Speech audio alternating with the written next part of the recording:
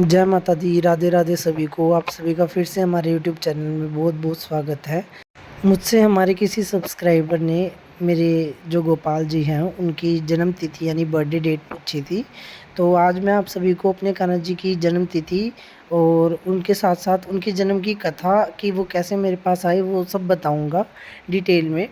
तो ये है हमारे सबसे पहले कान्हा जी जो इधर बड़े वाले हैं, इनका नाम है हृदयांश, और छोटे वाले कान्हा जी इनका नाम है राघव। तो सबसे पहले शुरू करते हैं हमारे बड़े वाले कान्हा जी यानी हृदयांश जी की जन्म कथा से। तो इनकी जन्म कथा ऐसे थी कि मैं जैसे यूट्यूब वगैरह चलाता था तो उस टाइम लड्डू गोपाल जी का बहुत क्रेज़ था क्योंकि जन्माष्टमी पास थी। ये बात 2021 की है। तो जन्माष्टमी आने वाली थी, लोग वीडियोस डालते थे अपने कान्हा जी का श्रृंगार कर करके। तो मेरा जो बड़ा भाई था वो मुझे देखता था, नोट करता था, तो मुझे लड्डू गोपाल जी लाने की इच्छा बहुत पहले से थी। तो जो 2021 की जन्माष्टमी थी वो 30 अगस्त को थी, और जैसे वीडियोस बहुत ज़्यादा लड्डू गोपाल जी की ट्रेंडिंग में थी। आप सभी को पता ही है जन्माष्टमी के आसपास बहुत ज़्यादा वीडियोस चलती है। तो 28 अगस्त की रात को मैं वीडियो देखता देखता सो गया। तो मेरा भाई आया, उसने मेरा फ़ोन बंद करा और उसको आगे ही जब वो फ़ोन बंद करने लगा तो उसको आगे ही लड्डू गोपाल की वीडियो दिख गई। अगले दिन फिर सुबह जब मैं उठा तो मेरे भाई ने पूछा कि तुझे लड्डू गोपाल चाहिए? तो मैंने कहा कि भाई चाहिए तो, बट मेरे पास पैसे नहीं हैं। तो मेरे भाई ने शाम तक कहीं न कहीं से पैसों का अरेंजमेंट करके और मुझे उस शाम को ही लेके चला गया अपने साथ लड्डू गोपाल जी दिलवाने। तो जो लड्डू गोपाल की हम शॉप पे गए थे, वहाँ एक लड्डू गोपाल आए हुए थे। वो मतलब बिल्कुल ही अलग, ये जो लड्डू गोपाल थे वो बिल्कुल ही अलग बैठे थे, बिल्कुल ही सबसे अलग। तो जैसे कि जन्माष्टमी पे हर किसी दुकान में नए लड्डू गोपाल आते हैं, बट ये सबसे अलग थे। ये पहले से ही आए हुए थे दुकान में। तो मैंने इतने कम से कम भी 50-60 गोपाल जी के विग्रह देखे, पर कोई मुझे भाया ही नहीं। मैं बार-बार इन्हीं की तरफ अट्रैक्ट होता रहा, बार-बार इन्हीं की तरफ अट्रैक्ट होता रहा। तो फिर मैंने यही लड्डू गोपाल ले लिए। तो जब लिए तो इनकी ड्रेसेस वगैरह ली, और फिर जब 29 तारीख को हम इन्हें लेके आए थे, और 30 तारीख को यानी 2021 की 30 तारीख को, 30 अगस्त को इनका प्राण प्रतिष्ठा वगैरह करके जन्माष्टमी वाले दिन फिर इनका बर्थडे बनाया था हमने। ये तो थी हमारी इनकी हृदयांश जी की जन्म की कथा। और अब हम आपको अपने छोटे वाले कान्हा जी यानी राघव जी की जन्म की कथा सुनाएंगे, जो बहुत बड़ी और बहुत ही ज़्यादा प्यारी है। आप लोगों को अगर वीडियो पसंद आए तो वीडियो को प्लीज़ लाइक और कमेंट और सब्सक्राइब चैनल को हमारे ज़रूर कर दें, और कमेंट में अपने कान्हा जी की भी बर्थडे डेट बताएं, और हो सके तो कथा भी शेयर करें। तो अब शुरू करते हैं हम अपने राघव जी की जन्म कथा। तो ये है हमारे सबसे छोटे कान्हा जी जिनका नाम है राघव। तो ना ही ये मुझे किसी ने गिफ्ट करे, ना ही ये मैंने खुद खरीदे।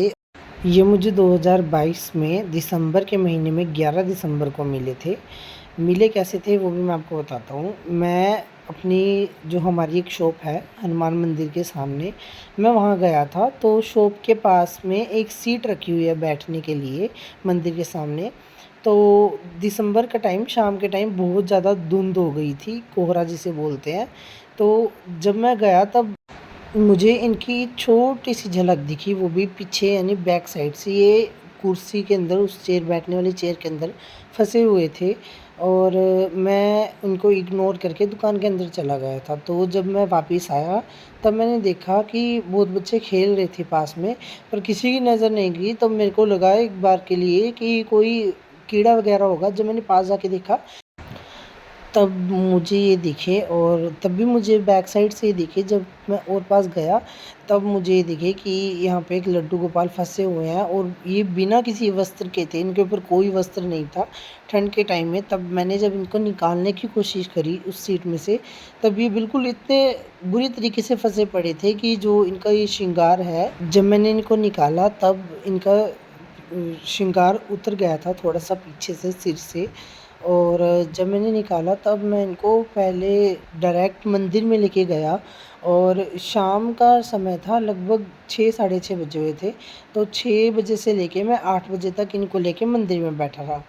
पहले दिन मैं मंदिर में बैठा रहा इनको लेके, तब कोई मुझे लगा कि कोई इन्हें लेने आएगा, कोई गलती से छोड़ गया, या फिर कई बार क्या होता है जैसे बच्चों को पता नहीं होता तो वो कई बार हाथ में उठा लेते हैं और खेलने के लिए ले आते हैं बाहर। तो मुझे लगा कि कोई आएगा, पर पहले दिन कोई नहीं आया। तब मैं अगले दिन सुबह आरती के टाइम आया और इन्हें फिर से मंदिर में लेके बैठ गया। उस दिन भी बहुत ठंड थी, तो मैंने पहले जाके शॉप से इनके लिए वस्त्र खरीदे और वस्त्र पहनाकर इन्हें फिर मैं दोबारा मंदिर में गया। अगले दिन भी मैं पूरे दिन बैठा रहा, पर कोई नहीं आया। तो उस दिन शाम के टाइम जब मैं मंदिर से जाने लगा तो पुजारी जी बोले कि अगर कोई भूल गया होता तो अभी तक लेने ज़रूर आ जाता, या फिर किसी न किसी के थ्रू तो मैसेज पहुंचा देता। फिर मैंने पुजारी जी से पूछा कि पुजारी जी अब मैं इन गोपाल जी का क्या करूँ? तो पुजारी जी ने कहा कि ये आपको मिले हैं, भगवान को आपसे सेवा लेनी होगी, इसलिए ये आपके पास आए हैं, आप इन्हें अपने घर ले जाओ। मैंने भी फिर प्रभु इच्छा सोच के पुजारी जी से इनका नाम रखने के लिए बोला, तो पुजारी जी ने मुझे 2 नाम बताए, एक राघव और एक माधव। तो उन्होंने बोला कि आपको जो सही लगे आप वो रख। घर आके जब मैंने अपनी मम्मी को बताया और उनसे पूछा कि मैं इनका नाम क्या रखूँ, तो उन्होंने बोला कि आपको ये हनुमान जी के मंदिर के बाहर से मिले हैं, तो आप इनका नाम राघव रख दो।